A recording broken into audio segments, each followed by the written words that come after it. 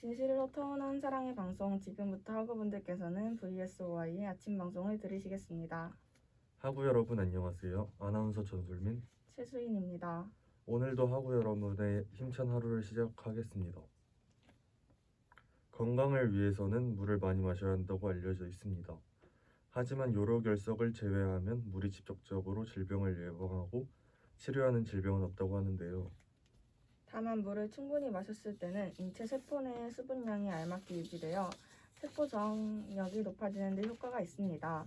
오늘은 무조건 물을 많이 마시는 것이 좋은 것인지 올바른 물 음용법에 대해 알아보도록 하겠습니다.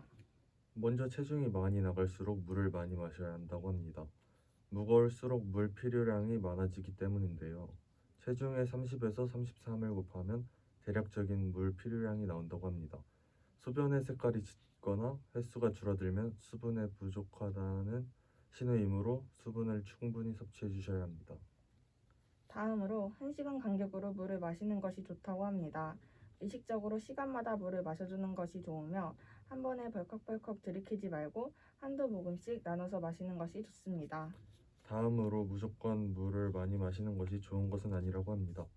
정상적인 신장 기능을 가진 사람은 물을 많이 마셔도 2시간 뒤면 소변을 통해 대부분 배출됩니다.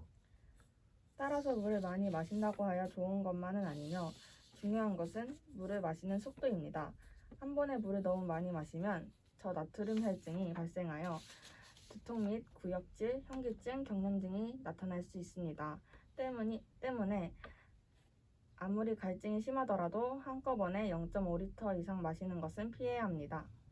그리고 물만 마셔도 살이 찐다라는 말은 잘못된 말이라고 합니다. 물은 0칼로리로 열량이 없기 때문인데요.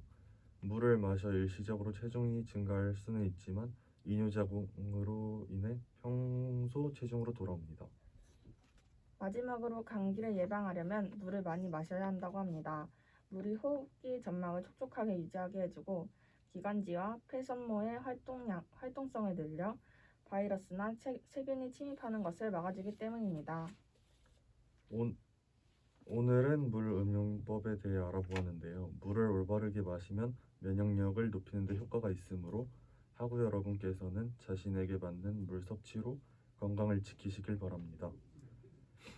저희는 내일 아침 8시 45분에 다시 찾아뵙겠습니다. 사랑에 빠지고 싶은 아침, 전솔민 최수인이었습니다.